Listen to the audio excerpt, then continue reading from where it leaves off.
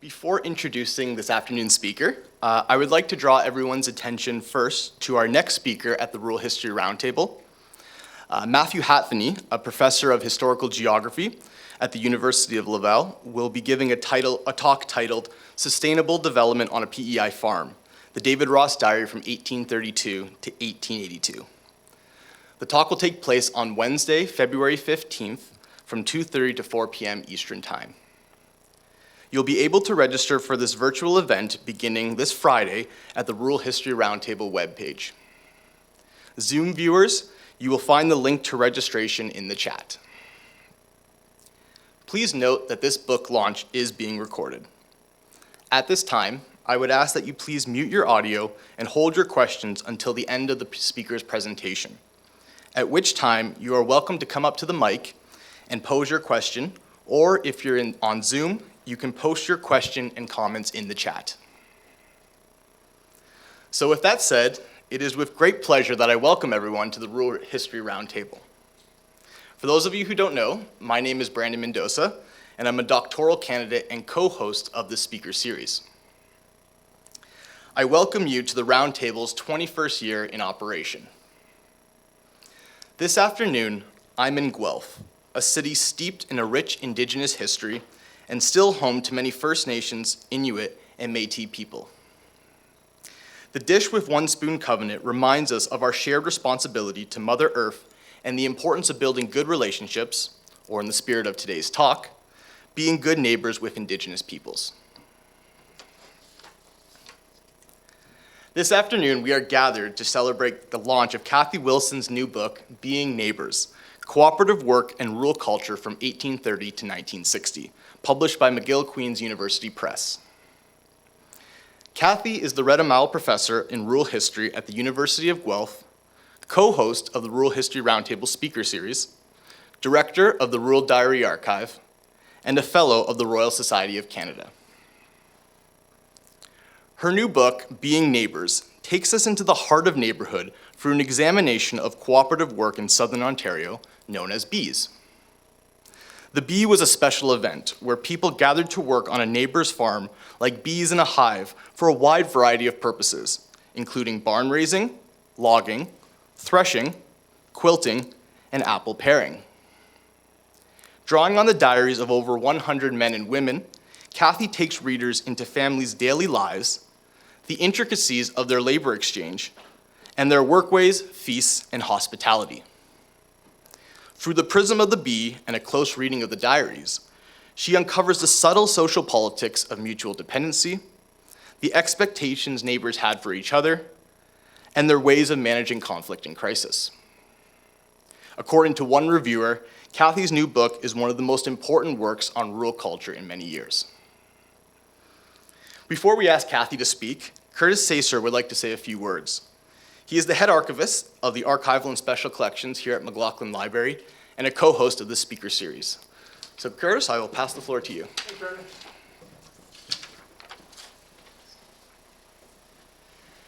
Welcome, everybody. I can't believe how many of us are here today. I think we set a record for a near snow day attendance. It must really speak to Cathy's gravity, so that's amazing. So we're here to celebrate the launch of Cathy's wonderful book, which we're really excited about. But I also wanted to take a moment to celebrate the long-term collaboration and partnership between the Archival and Special Collections and the Rural Diary Archives.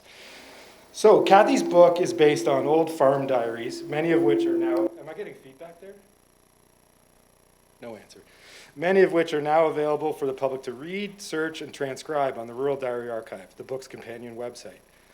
This website is the result of a deep collaboration between Cathy and the McLaughlin Library, which provides ongoing technical support, and the Archival and Special Collections that provides several of the diaries, the planetary scanner. We actually have 3 of those scanners working now, and training for students on those scanners. We just trained Cathy's most recent Rural Diary Archivist student on the scanning this week, so things are still ongoing, which is great. So this has been and continues to be a very fruitful collaboration. The Rural Diary Archive website, which was created in 2015, has attracted many donors who have deposited original diaries in Archival and Special Collections, which expands the library's rural primary source collections, which is so important for the student body to work with. Many of these original diaries have then been digitized and uploaded to the Rural Diary Archive, where volunteers are currently transcribing them. Thanks to these many volunteers across North America and beyond, these handwritten documents are now typed and OCR searchable. They are now easily accessible, readable, and are inspiring research amongst academics and the public around the world.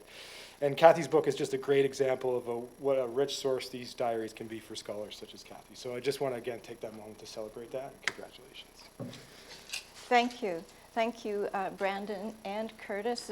Brandon, thank you so much for all of the background organizing you did, Plan A, Plan B, Plan C, to make today happen.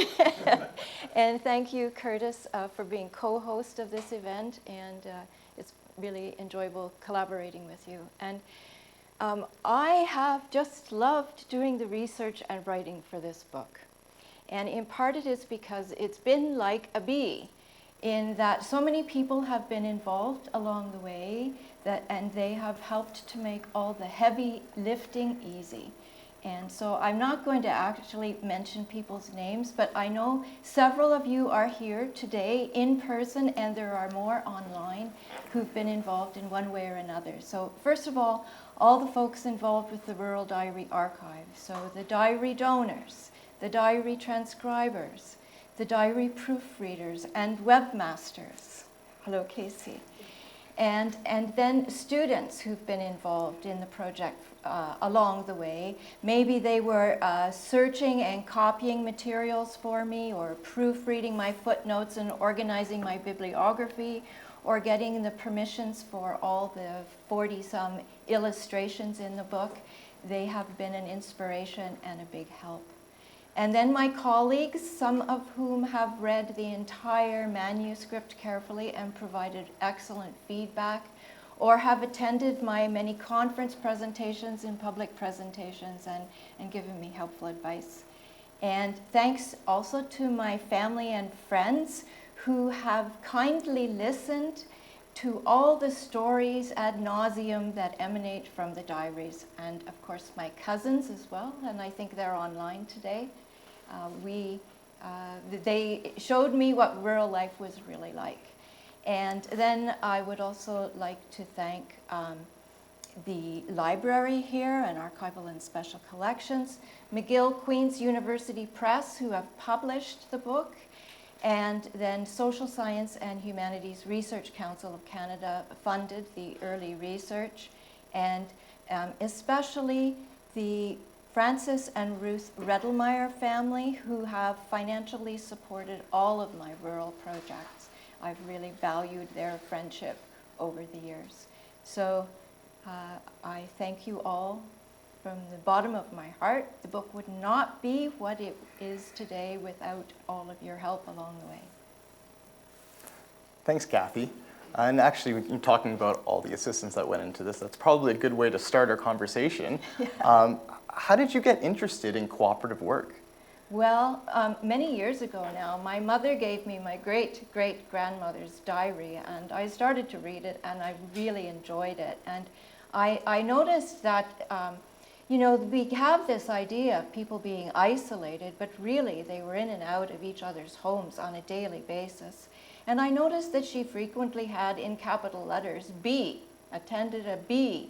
And I knew from my work reading immigrant guidebooks and other such contemporary sources that they provided a lot of detailed information on how to raise a barn, or how to call people together to help you, and the importance of returning the favor. So I knew that was out there, but I felt that the diaries just took me right into the middle of people's kitchens and farmyards, so I could really see how they were involved. When I looked at the international literature, it was really focused on identifying the different types of cooperative labor and deciding how efficient cooperative labor was. I wanted to do something different. I wanted to get it from the participant's point of view and see who participated and why. And Kathy, can you give us a quick rundown of the chapters in your book? Okay, well, there's 10 of them, so it's going to be quick, guys, I promise. I start out, the first chapter provides an overview of the literature and how my work fits in and contributes. The second chapter then looks at all the different types of bees, and you probably have heard of quilting bees, and maybe you've heard of barn raising bees, but there were many more, like dung bees and snaking bees and a whole host of different kinds. So I look at those in that chapter. The next chapter, I think, goes right to the very heart of my book and is probably the most important. And that's where I really delve into the diaries, into the households, and ask what families were involved in this being neighbouring network, and who in the household went and why, and how did they actually equalize the exchange. And so that is the most important chapter, I think. After that, I look at two really iconic bees, a whole chapter's devoted to the quilting bee, a whole chapter's devoted to the barn raising bee, which I had lots of fun with because that's the chapter I talk about the drinking at the bee and the dancing at the bee. And then the next chapter was about the threshing bee. Well, at times when I was writing that chapter, I thought, what's a nice girl like me having to read about threshing machines for? But I did actually get interested in them, and I think that chapter showed that cooperative work was very much a part of the mechanization and the modernization of agriculture, which is something we don't usually think of it as. Then I moved, the next chapter was all about the food, because that's the first installment in the payback system, and this is where women really play a big role. So that was interesting. And so I left the fun of the feast, the tables laden and groaning with delicious food, and the games that took place after the meal. And then I entered the next chapter, the dark side of cooperative work, in a chapter entitled Killer Bees. And this is where we have fatal accidents, violence, and even murders. And the people assembled at the cooperative work have to negotiate that so that they can continue to work together in the future. The next chapter, I'm nearing the end now. The next chapter is about the decline of bees, and then the final chapter is how they get repurposed in the 20th and 21st century to be useful civic bees, like everybody getting together and cleaning the park of garbage. So that's the rundown. That was very succinct. And finally, you sort of alluded to it as the heart of your source base. How useful were the diaries? I couldn't have done it without the diaries. I think that's where the real originality originates, is the diaries. And I think that maybe we will shift to the video at this point, because I think you'll see how valuable the diaries were in it. And these reciprocal work bees were often the subject of photographers as well. And so what I've done is I made a script, and then I gave Paul Forrest, our media designer in the College of Arts, the script plus a lot of the photographs from the time period under study, and he put together this video. So I hope that you enjoy it, and I would be very happy to talk more about the diaries and about cooperative work after you've seen the video. So Paul, if you'd like to, or Ross, that would be great now.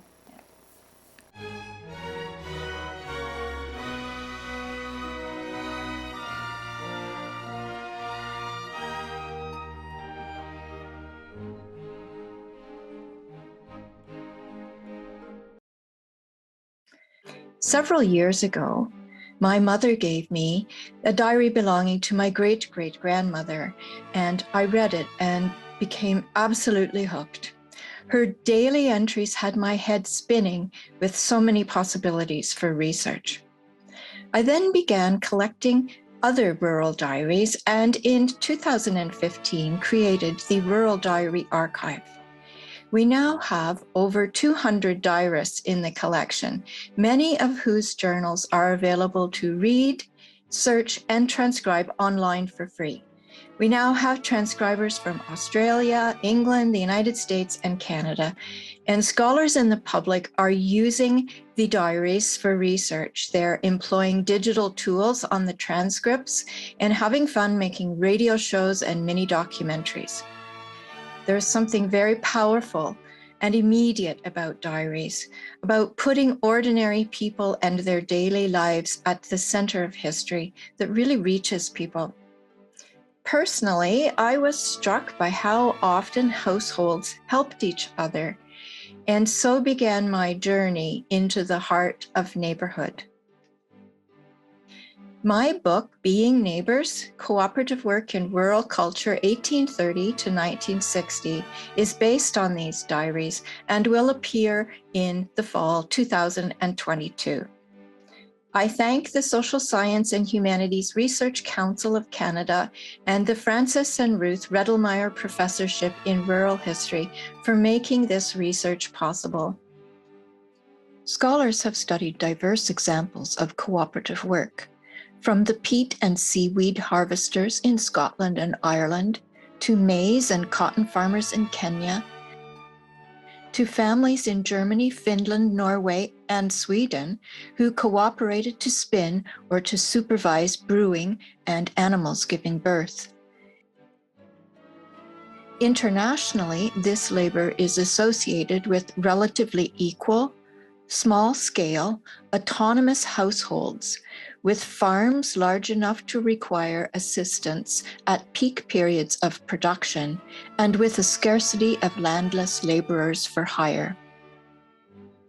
My study in the southern part of the province of Ontario fits this description.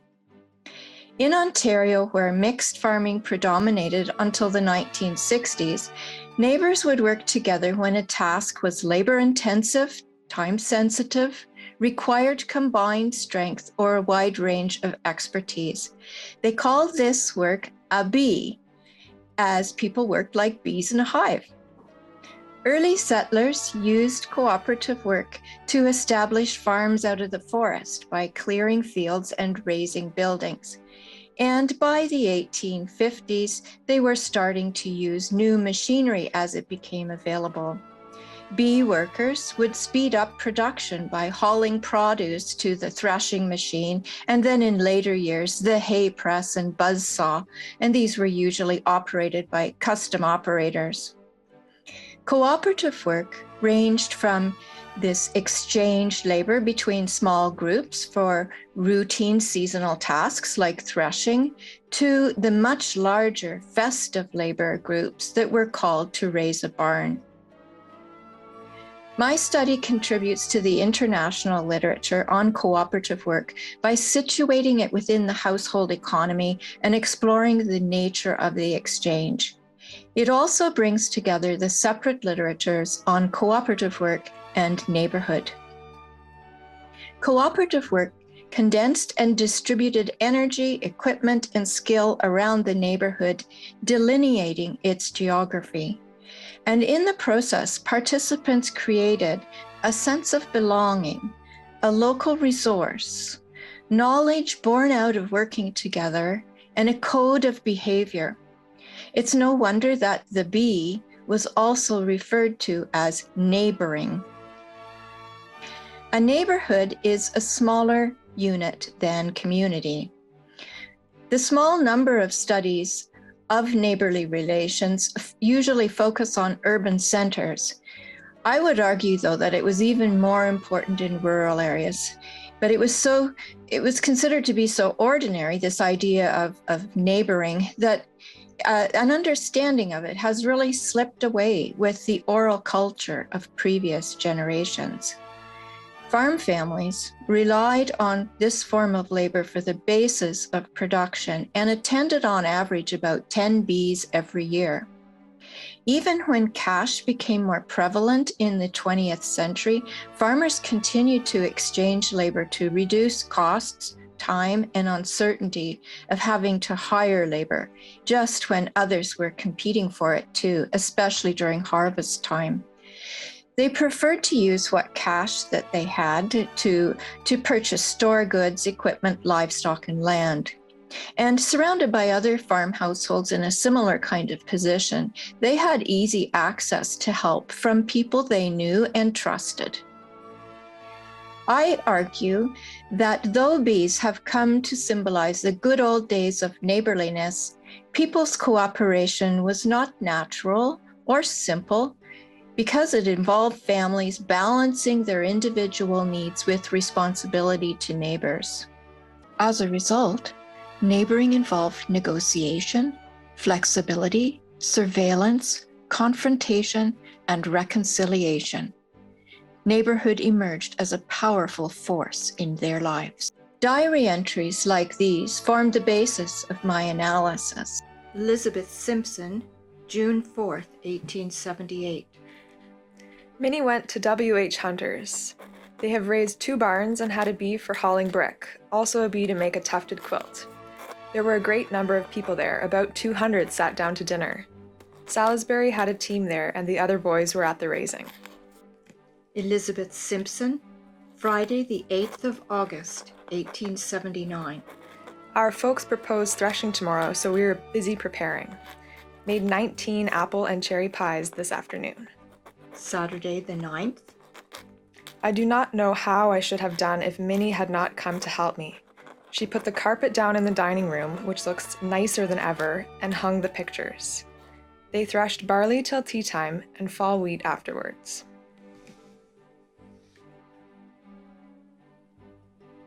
Thomas Niblock, 1850.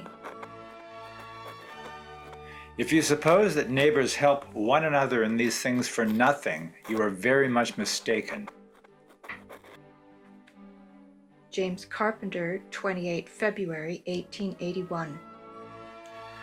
John Carpenter helped me forenoon. Made him an axe handle and called it square. Members of a bee network were constantly creating their neighborhood from the inside, one that was dynamic and whose boundaries changed as people moved in and out owing to age and transience. Men were far more involved in the bee network than women, though women had their own special, specific female bees and organized mixed bees for youth.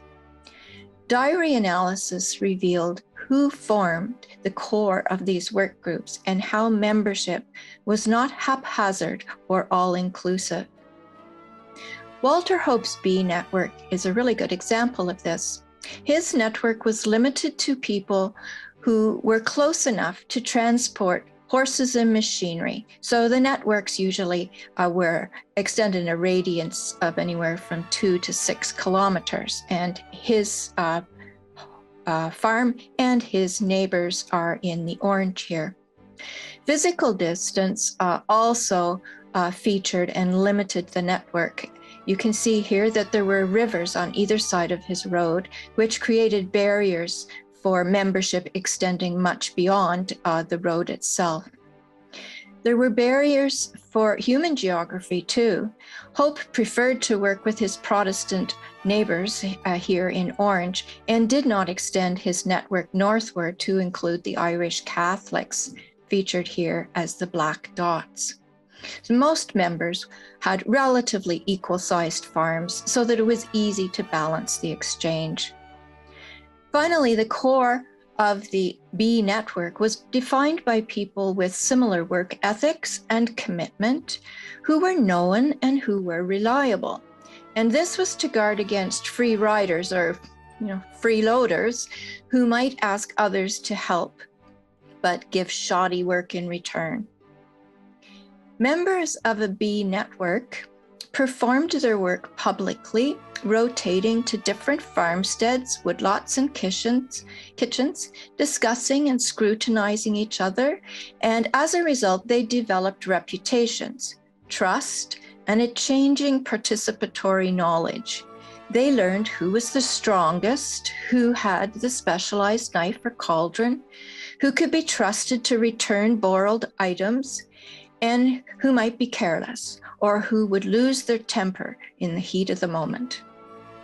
They became structurally dependent on each other, as their neighborhoods were more self-sufficient in labor skills and machinery than any individual household.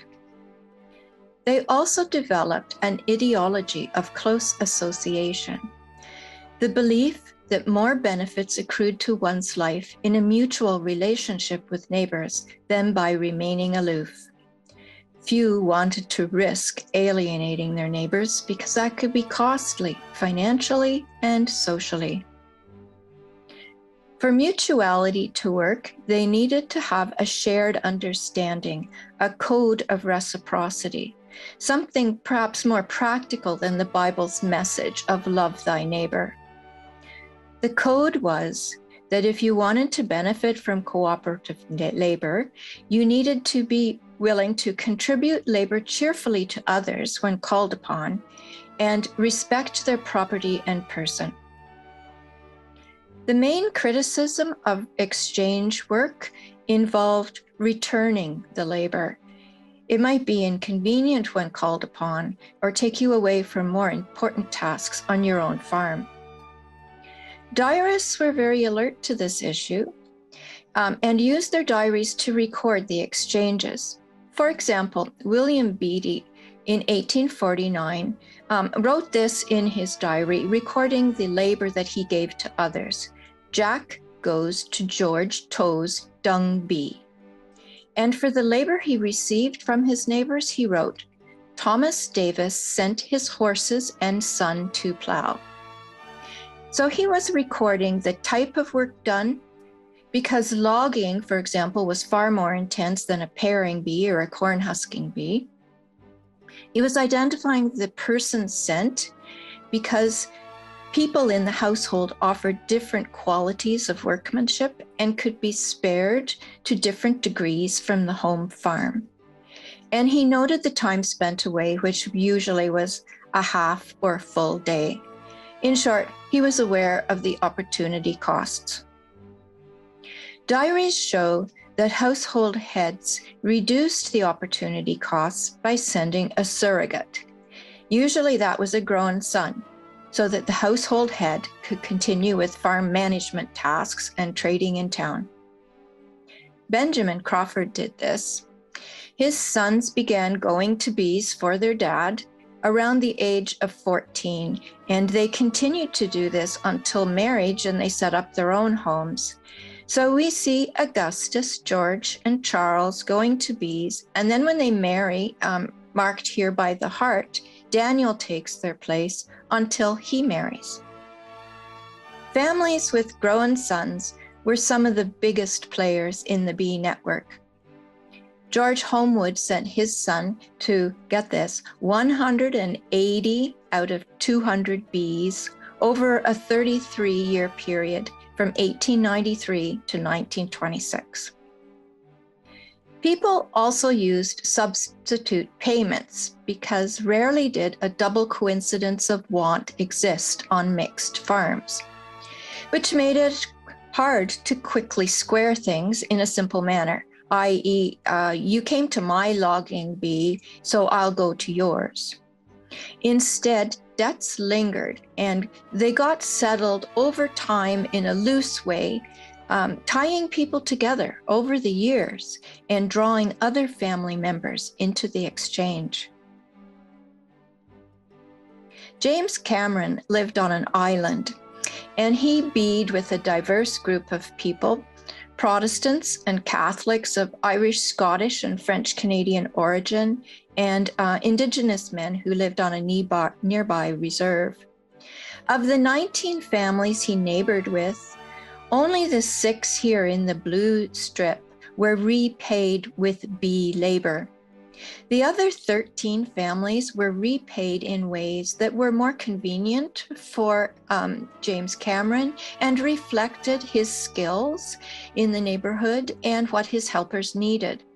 So the 3 Nicholsons who came to Cameron's husking bee were repaid later when Cameron lent his saw and gun and carted 3 loads of straw for them, so that in a loose sort of way, things evened out. Mr. Hamilton came to Cameron's sawing bee, and in return, Cameron sent his sister and niece to help dig Hamilton's potatoes. The voluntary and flexible nature of neighbouring is really key to understanding why it was successful and persisted on farms as they became more market-oriented and capitalized. As a code of reciprocity governed the work, it also extended to the feast that followed. The feast was the first installment, really, in the payback system. It was the highlight of the day, the central element of the day, and it had ritual significance as people sat around arranged in a very democratic fashion, temporarily setting aside what hierarchies might exist. Whether feeding 15 threshers or 200 assembled at a barn raising, hosts were expected to do their best, and guests knew what their neighbors could afford. To provide a fitting feast, women combined thrift and hospitality, attempting to do their best within their abilities and financial means, but without overstepping neighborhood standards. It was every woman's nightmare to run out of food, for generosity and abundance demonstrated gratitude to workers and neighborliness. In fact, threshing crews were known to slow down or speed up their work in order to increase their chances of eating at a home where the food was known to be good. When a woman was a stingy hostess or deliberately tried to outdo other women in the neighborhood, it promoted rivalry and bad feelings. It struck at the heart of neighborliness and at notions of fair exchange and economy and the willingness to work together. Whether it was a lazy worker or bad food at a bee, men and women used gossiping and storytelling to regulate people's behavior. They needed to be publicly cordial to each other while they were working together, but they could express their opinions privately or in a humorous way to bring about conformity. When it came to food, exceptionally poor meals rapidly entered the gossip mill and were sometimes retold for literally decades as cautionary tales or to reinforce standards. One early 20th century story about a family from Toronto who moved onto a farm and where stingy exists. Without understanding that roast beef was expected at the feast, they served bologna, and the story ends in didactic fashion that nobody ever came back to their farm to work. Another story from the same era recalled a woman in Mono Township who was prone to putting on airs, and she had bedecked her table with her finest linens, and so the threshers wanted to teach her a lesson, and when they sat down, they wiped their dirty hands on the linen. And this story suitably ends with the uppity woman never showing off again. When things went well, a bee created a strong sense of belonging. The barn raising, the largest bee, is a really fine example of this. Even though neighbors knew that the host family was the privileged one and would have the new barn, everything that day at the barn raising, the work and the festivities downplayed individual gain and accentuated group cohesion. A bank barn building craze lasted from about the 1860s to up until World War I. And these bank barns were expensive. And by calling 100 to 200 men to raise the bents of the barn, you could reduce your labor cost substantially. The raising was indeed a creative community act. It had a lot of visible power and drama that really served to pull people together and left a lasting memory. As the moment arrived to raise the bent, the men grew quiet. Then the framer yelled out, "Yo heave!" And with sheer combined strength, the bent was put into place. It was a thrilling sight and sound. In only a few hours, almost like magic, an imposing structure rose from the ground. This was festive labor. Festive labor. The host had a much weaker obligation to reciprocate than with a threshing, and hospitality and entertainment were really the main forms of repayment. Drama characterized the day and took a variety of forms.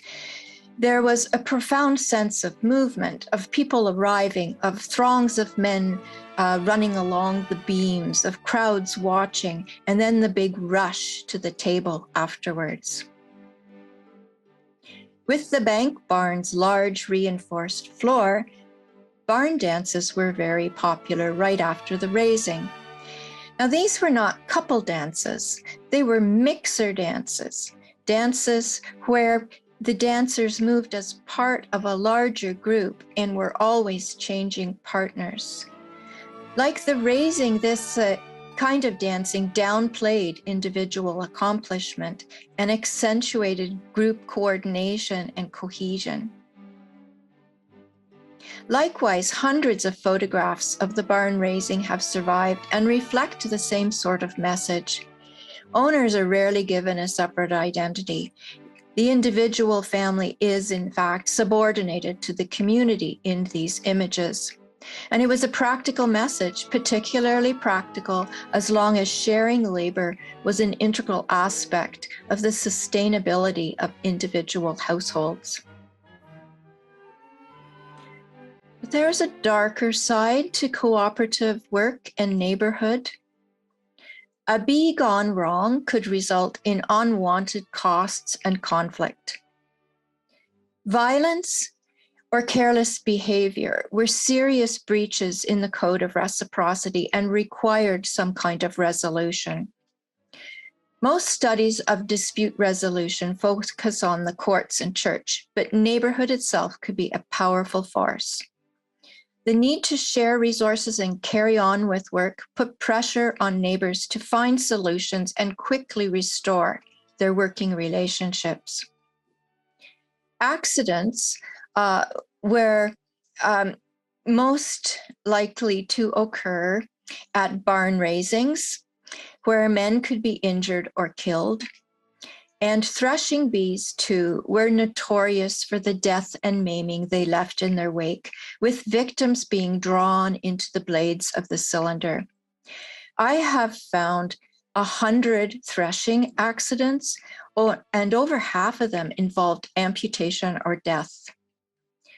Accidents threw neighborhoods into instant disarray.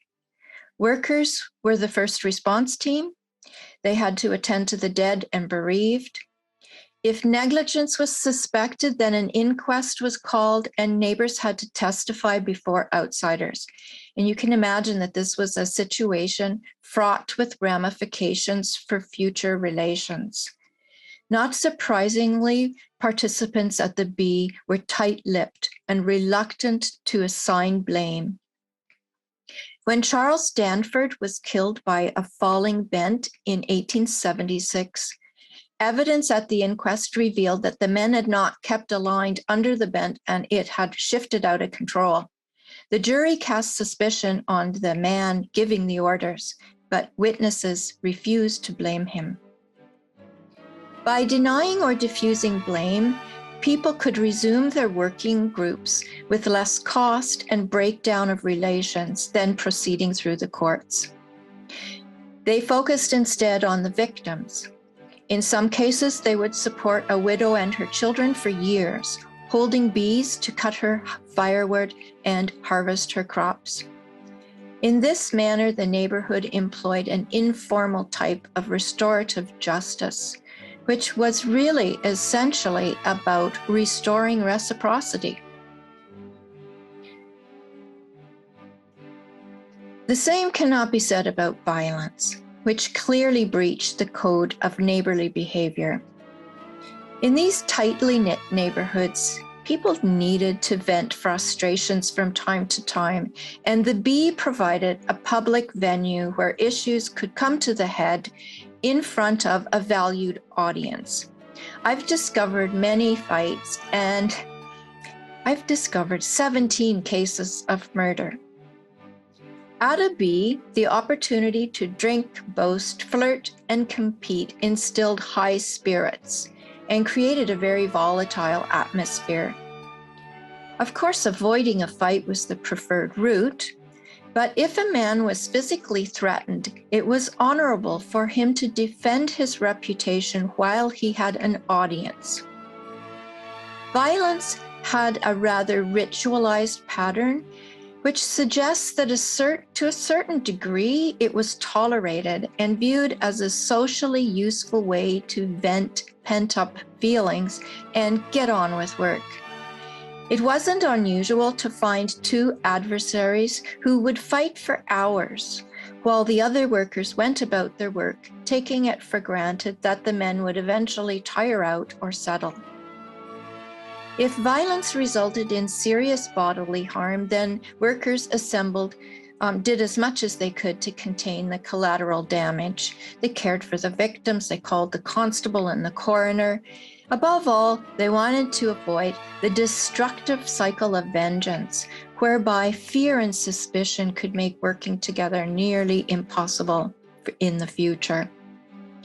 Simple, swift reparations were desirable, and sometimes a money payment was the answer. During a fight started by raftsmen at the Ferguson's wool pulling bee, Mrs. Ferguson fled into the bush and then died of exposure.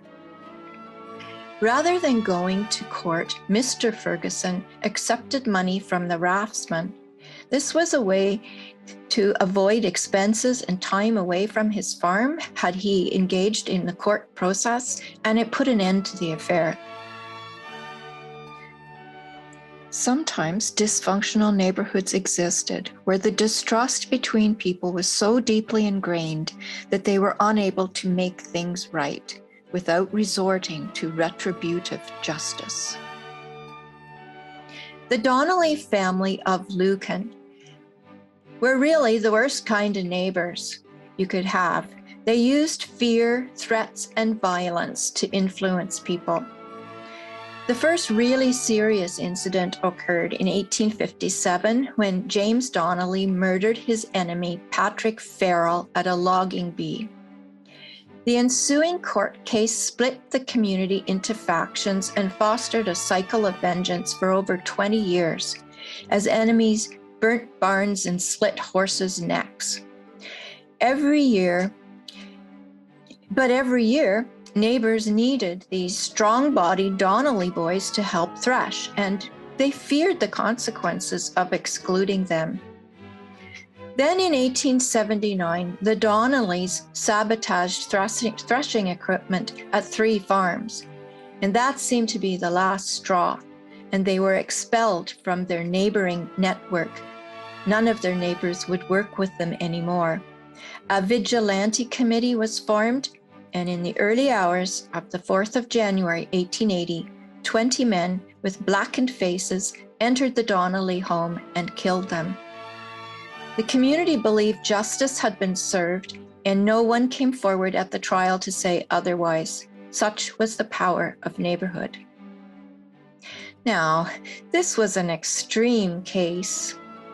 Most of the time, neighbors worked together very effectively in their bee networks. In trying to balance their own needs with obligations to neighbors, they created networks that were informal, flexible, diffuse, voluntary, and they abided by the norms and constraints that they had created themselves. These are the reasons cooperative labor remained popular until the 1960s and is fondly remembered. Neighborhood was a powerful force in their lives. Thank you.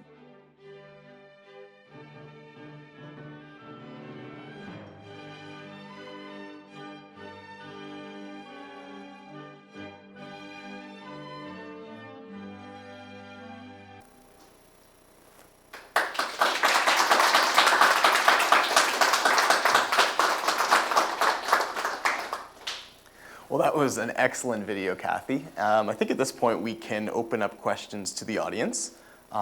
So for people who are in attendance today, if you do have any questions, comments, perhaps want to share a fond memory of a bee, Please feel free to use the mic in the center of the room. For those who are viewing online, please feel free to post your questions and comments in the chat feature on Zoom, and Kathy would be happy to answer your questions. Yes. So we'll open it up to the floor.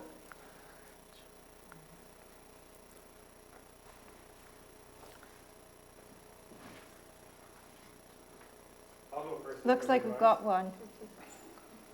Are you picking that up okay? Yeah. That's a great slideshow, the images in that slideshow.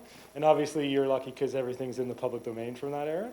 Just wondering if you had many situations where you've acquired diaries with photographic material that relates directly to the diaries themselves, if you've been able to use that. I haven't yet found depictions, photographic depictions of bees and an accompanying diary. That's the goal, Brian? That would be the goal. The eureka moment. Yeah.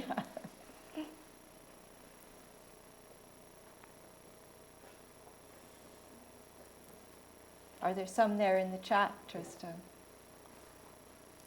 Just someone from the chat. Linda Ambrose asks, or says, "What a wonderful video," and then asks, "Will the video be available for use in classrooms?" Oh, hi, Linda. I'm hoping that we're recording today, and so yes, we hope to be able to make this video available.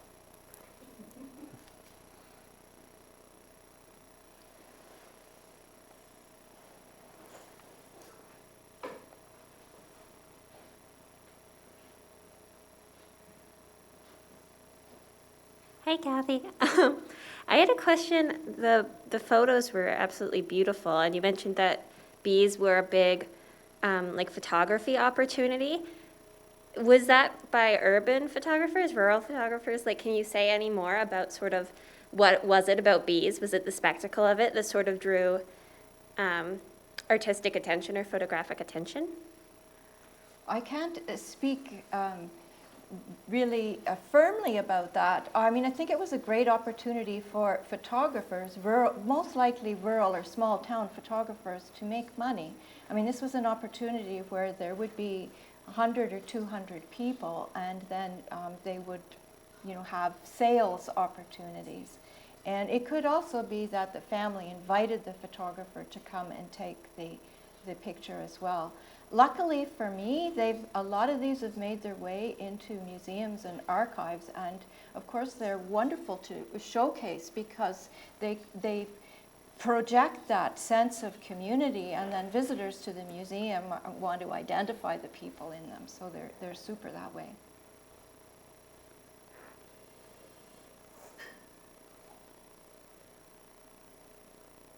Just a couple more from the Zoom chat. One, M. Rob asks, "I'm curious about the smaller bees. Is there any clear way to say when it's a bee and when it's just helping?" Oh, that's a very good question, and I felt that I had to deal with that, particularly in the chapter on quilting, because oftentimes with quilting it would just be 2 or 3 women, a neighbor and 2 women from the household, and I didn't really consider that a bee.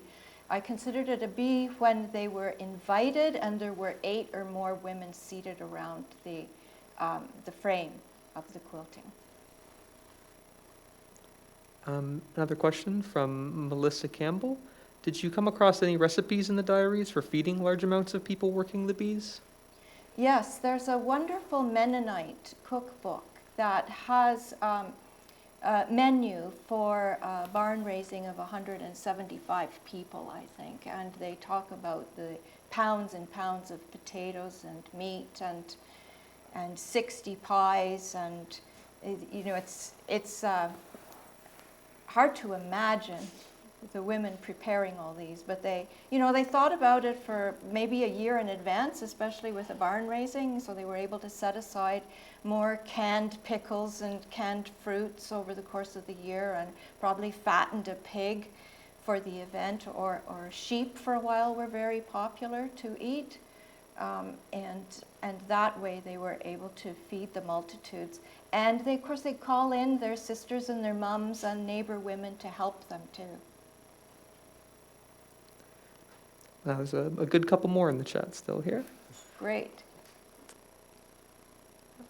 From Jim Jones. Hi, Kathy. What a great presentation. I can't wait to read the book. Is there any indication from the diaries about why bees declined?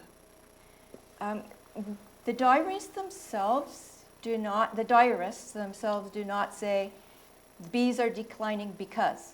I wish they did, but they don't. So I had to look at how they phase out and come to my own conclusions based on a variety of evidence. Some bees declined because of mechanization. For example, the sawing bees ended with the introduction of the chainsaw. The threshing bees slowly come to an end with the introduction of the combine. In other cases, mechanization actually increased bees, like the steam engine threshing machine increased the number of men at a bee. I think one of the main reasons that bees decline is that the availability of labor declined. Young men in particular were staying in school longer, going to high school in the 1940s and 50s. And farmers were often caught in that time period, the post-World War II era, caught in the cost-price squeeze and had to take on additional part-time jobs. And all of these things made it less convenient for them to engage in neighbouring. They just weren't there to help. And so it slowly declines for a number of reasons and gradually over time. Another question from Colin Coates. They ask, you mentioned one example where French-Canadian neighbours participated in a bee. Do you have any examples of bees initiated by French Canadians? Yes, I believe there are some. I mean, my focus was southern Ontario, but there were bees going on, threshing bees, fulling bees sometimes occurred in Quebec, and logging bees. At one logging bee in Quebec, a woman dressed as a man and got arrested and put in jail for impersonating a man. So yes, they were taking place there. We can see them in the Maritimes as well. I mean, all across Canada they were taking place, but different ecological systems brought forth different kinds of cooperative work. So in some of the maritime areas, they would use them to collect sea mud to use as a fertilizer on their land. And out west, they often had cooperative work on the ranches to round up the cattle and brand them. Another chat question from Julia Armstrong. Are there entries by the women or their husbands expressing their stress about feeding the workers, about not knowing exactly how to time the serving, about not knowing how many people to expect, etc.? Or do any diarists record how pleased they were with how it all went, the social time people enjoyed, etc.? We get a bit of both. Some diarists after the event will say, you know, thank goodness that's over, and there were no accidents. I think you could see in the video how Elizabeth Simpson was getting quite stressed over feeding the workers and really appreciating the help of her daughter. Some of the newspapers of the era talk about women getting dyspepsia, like a nervous breakdown over trying to feed the threshers because you never knew when the equipment would break down or the weather would turn bad. You anticipate them being there for one meal and maybe they'd be there for 6. You just never knew. So yes, they do express their stress. Another question from Jim Jones. For those of us fostering festive labor in the present day, what information would be most helpful to record for future archivists or social scientists? Holding festive labor? Yes. Have lots of food, make that well known in advance. And final question from the chat from Jim Jones. Just were there any scything bees? Scything? Yeah, scything bees. Yes. There was, I can think of one scything bee in particular. That's cutting grain with a long blade. And that resulted in a very serious accident in that they were too close together, 2 of them with their scythes, and the one put his scythe back and it caught in the fence and he yanked it out quickly and it sliced the other guy's leg. So yes, I do remember scything bees. The most common ones, though, were threshing bees and barn-raising bees. We've got some questions from the audience now.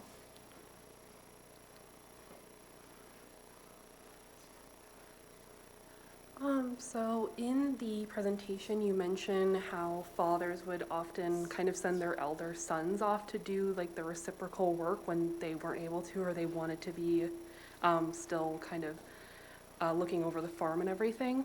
Was that also something that they would send the sons out to kind of become more integrated into the community in a way, so that they would then be able to be part of the network and then continue on and be able to receive that kind of help when they started their own households? Yeah, you got it right on, Alex. That's exactly right. It was a really considered to be a good learning experience for the son. And one of the deep digs I did in my great-great-grandmother's diary was to look and see which members of her household went to the bees. And she had several sons. And the son who went to the most bees was the oldest inheriting son, who was, developing those relationships with other neighboring farms that would carry him and his children forward into the next generation. One of the other sons who had been to California and was just returned home, he went to a pairing bee, but not the really important ones like threshing and barn raising and manuring bees. That was more of a fun courtship kind of bee.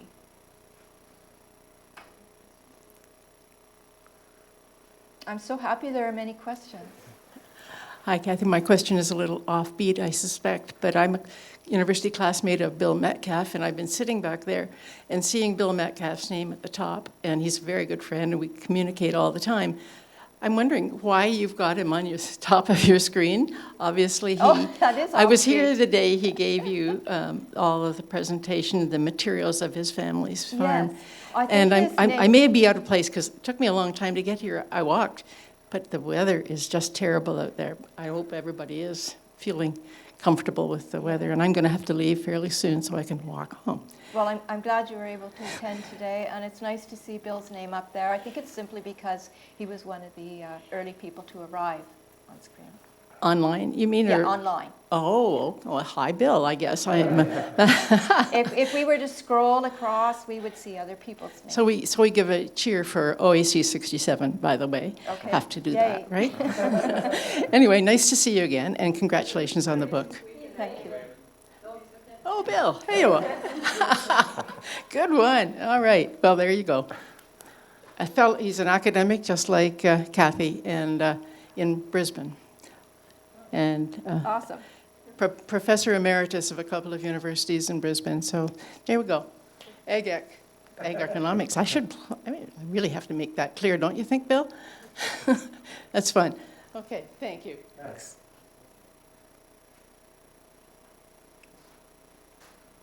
Hi, Kathy. I have a question because in reading your book, I noticed there was some commentary about the fact that maybe bees continued even when, or were held even when the task itself perhaps didn't warrant a full-throttled bee, but it was held in any event. And you do comment a bit about what may be behind that, but I'd just love to hear you muse out loud about that a bit more, and some of the reflections you've had about, that ancillary role maybe that bees were having beyond the tasks themselves that they were sent to do. Yeah, sure. So I think you're probably referring to apple paring bees and corn husking bees and maybe sugaring off bees. That's part of making maple sugar. These were, you could argue that they served a purpose in that corn husking was very monotonous and eventually your arms would tire. Apple paring, same thing, eventually your fingers get sore from the knife and the constant paring. But And both of those activities too are messy, and so your kitchen or your barn floor are messy for days and days. If you are to tackle it by yourself or just with 2 or 3 members of your family, it could go on for days. So to call a bee meant that you could get the job done quickly and tidied up just in one evening. And if you brought, and they were simple tasks that people of any age could do, and so you'd bring in other families, or you'd bring in the young people, and this was a really wonderful opportunity for courtship. And so it's not surprising that various kissing games emerged at these bees. So for example, with the apple paring bees, the men had the little apple parers, the machinery, and they would try to get all the peel off in just one go, and then the women would throw the apple peel over their shoulder and look at how it landed on the floor, and it would land in the shape of an initial, and then that was the man they were going to marry. Or if you were at a husking bee and you happened to get red corn instead of yellow corn, then you had to kiss the person next to you. So that was the kind of ancillary function that they served. And those decline in the early 20th century once a lot of other kinds of opportunities arise for young people, like the talkies and 4-H clubs and church groups for youth. Those mixed bees start to decline.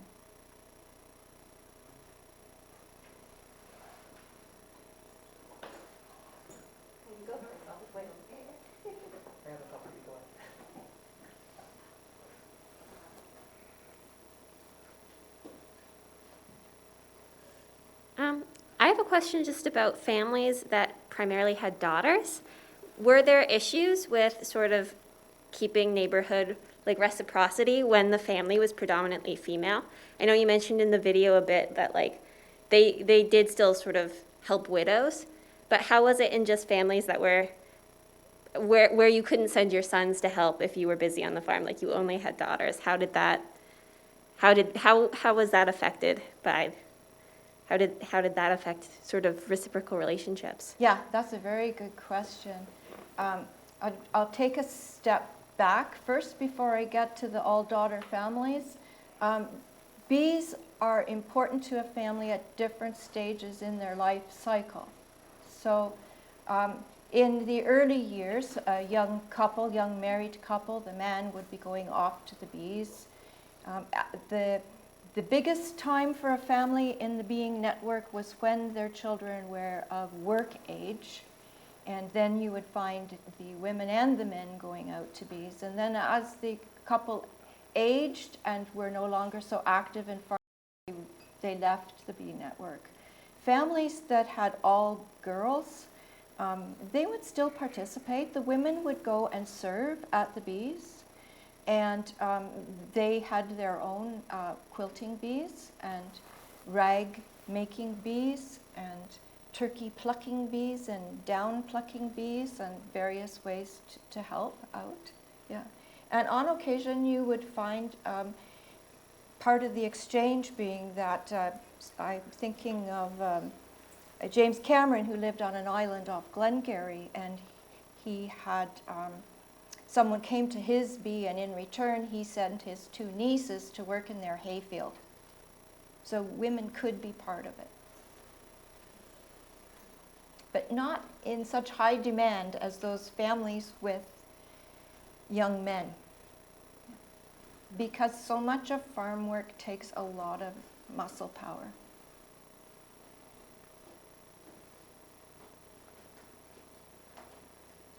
Hi, Kathy. Hi, Carly.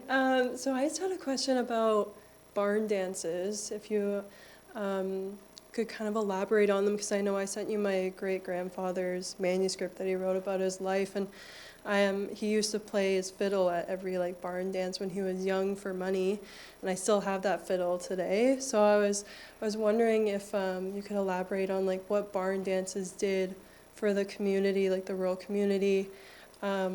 If it was who would have been in attendance, was it mostly young people or everybody together?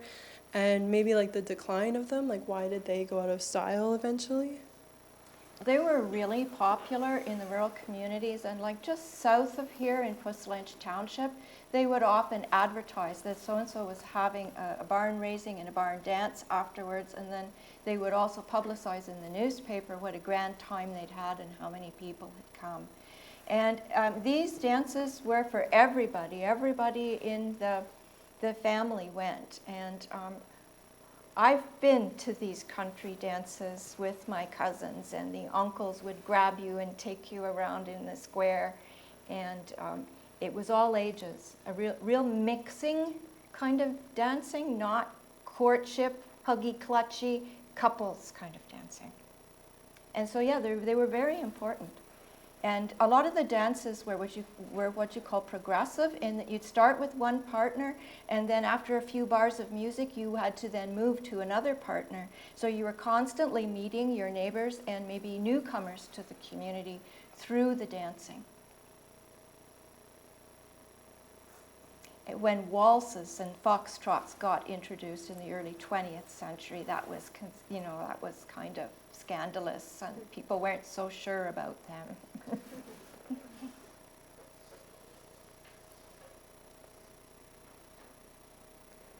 Just a comment to start from Dr. Metcalf, just saying thanks, Mary and Kathy, and then that he also, I remember the threshing and silo filling bees as well as quilting bees. The last one in which I took part was in the mid-1970s. Great times. Wow. Yeah, silo filling bees were really popular too. Thanks, Bill.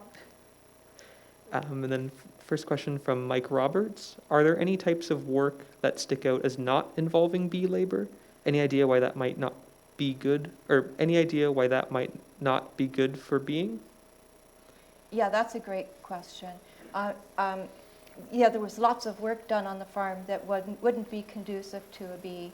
I mean, just the basic chores of mucking out morning and night, and or milking the cows or feeding the calves. These were things that one person could do, and you didn't need to have a great deal of men. Bees were called for work that was heavy, lifting heavy logs, lifting the bents of a barn.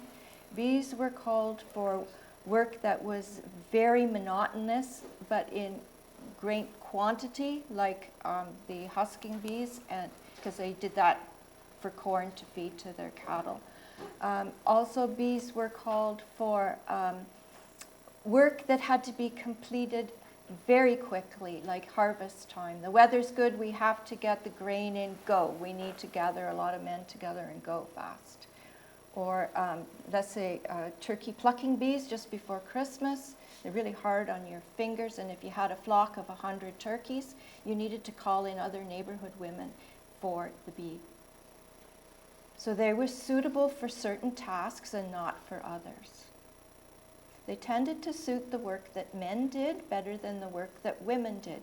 Men were outside, women were inside in smaller, more confined areas, and you wouldn't want to have 20 women in the kitchen working over a hot stove. It just wouldn't work, and it'd be dangerous. Another question from Jim Jones. It's sort of partially been answered here and there, but if you had any more to elaborate just on how important bees were for meeting potential husbands/wives.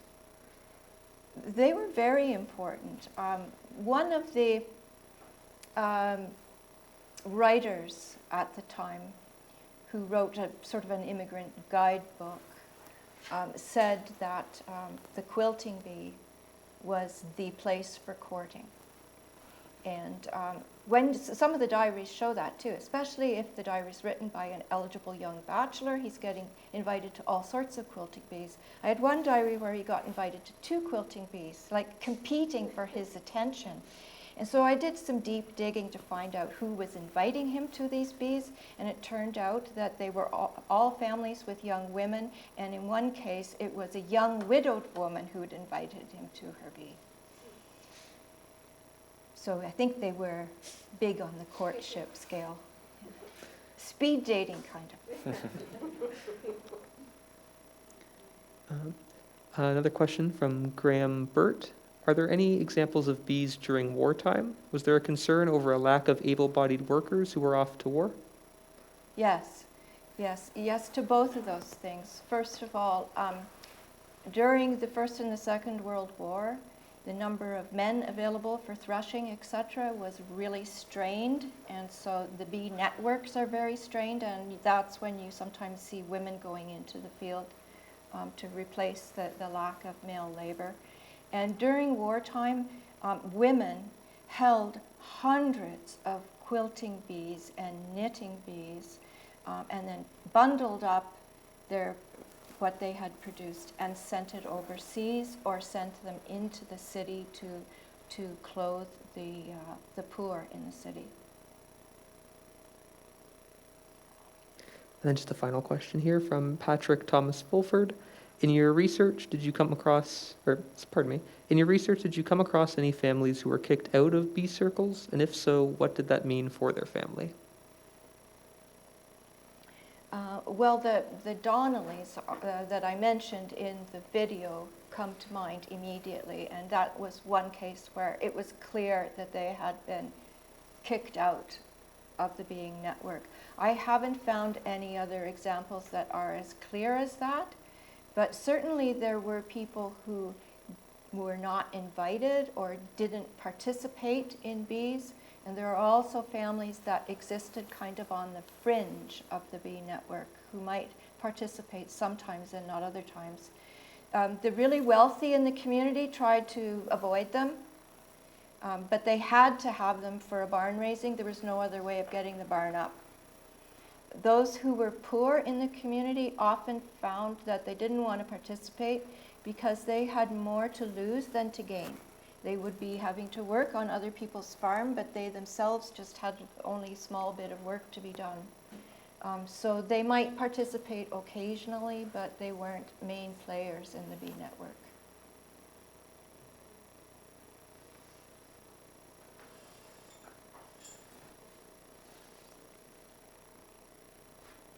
These are all great questions. Hi there. I just wanted to know if you found any evidence in the diaries of bees being called for work that would benefit the entire community. Yes, especially in the early years of settlement. They would call a bee to erect the local mill, to build a schoolhouse, to build an orphanage or clean the orphanage lawn. I've seen a case of them calling a bee to build a distillery. Yes, so they did hold them. And then in the later years, like the early 20th century, when telephones become popular in the countryside, they hold bees to put up the telephone poles in the community so that people have access to the telephone. So yes, they use them for civic purposes. They also use them for charitable purposes. So if a farmer in the neighborhood around harvest time broke his leg, then the neighbors would gather and harvest his crops for him. Or if someone's barn burned down, they would hold bees to get rid of all of the burnt items and haul them away, and then bees to haul things to the site of the new barn, and then a bee to raise the new barn. And those were sort of what I would classify as charity bees.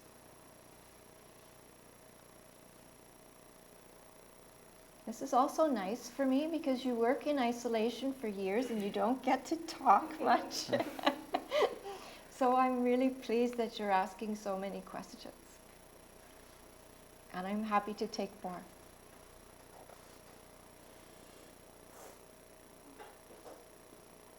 Tristan's doing a great job of looking after the chat. Thank you. Just a question from Cynthia Comacchio. Kathy, sources are always a problem when you're looking for evidence about children's participation. Did you find any? Hi, Cindy. Yes, the Rural Diary Archive, we do have a few children's diaries now. I think maybe the youngest is about 7. And one of them in particular really struck me. His mother was removed from the household, and she went to a sanatorium in Michigan because she had TB.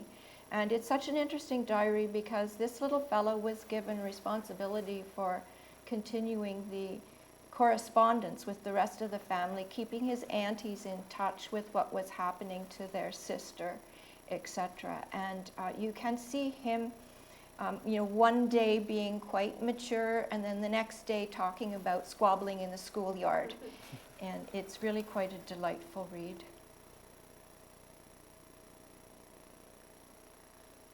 And one of the rare occasions that you can see the world through a child's eyes.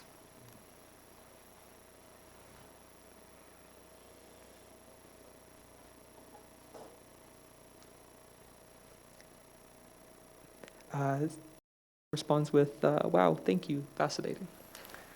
And then another question from Linda Ambrose, who asks, you mentioned the example of the Protestant farmer not working with Catholics. Were there other examples of religion dividing communities, Methodist families, or other conservatives who did not dance, for example? Yes, religion was one of the divisive factors.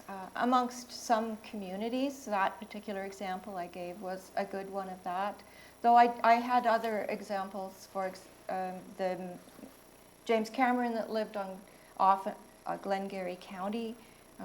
He neighbored with a wide variety of people. He was a Scottish Presbyterian and held his bee and invited Irish Catholics, French Canadian Catholics, and Indigenous men from the nearby St. Regis Reserve. So there are, different examples. I think generally, though, people preferred to work with people of their own kind, but because of the necessity of having to cart equipment and horses over distances, oftentimes who they cooperated with were neighbors, and you couldn't always depend on your neighbors belonging to the same church or same ethnic background as you did. So these could work as sort of bridging experiences. Dance did divide communities.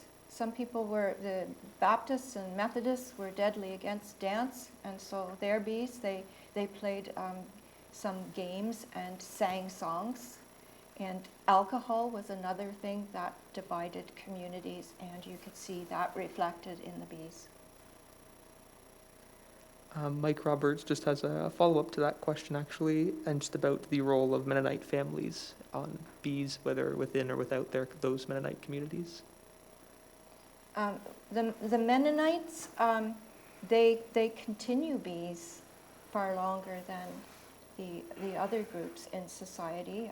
Some of you may have had the privilege of seeing the Mennonites raise a barn or take a barn down. They do both. But I haven't got an example of them mixing with other members of the community in their bee networks, though they may very well have done so.